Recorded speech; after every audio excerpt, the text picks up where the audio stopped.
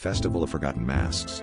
Every year, our town's festival was the highlight of the summer, a weekend where we shed the drudgery of daily life in favor of laughter, music, and vibrant masks. But this year, the laughter was hollow, echoing unsettlingly between the stalls and rides. I could feel it from the moment I arrived, a creeping sensation that whispered something was terribly wrong. It wasn't until I tried to remove my own mask, a brightly painted butterfly, that I realized the nightmare we were trapped in.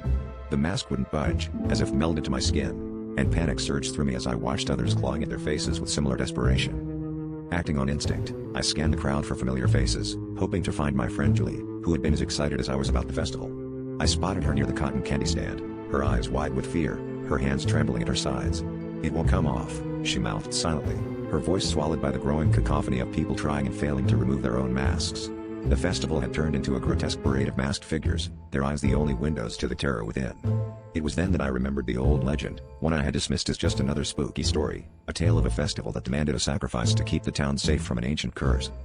Determined to find answers, I made my way to the town's library, seeking out the dusty volumes that held our town's eerie history.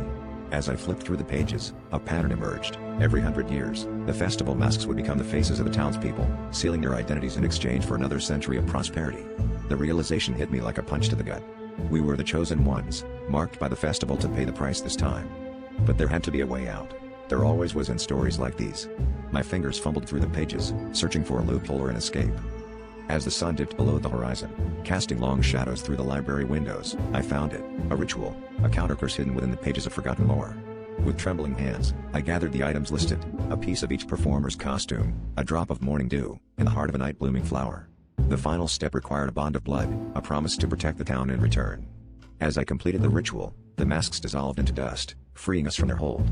But as I looked around, I realized the cost. Our memories of the festival, the joy it once brought, had faded into oblivion, leaving only an empty void where happiness used to reside.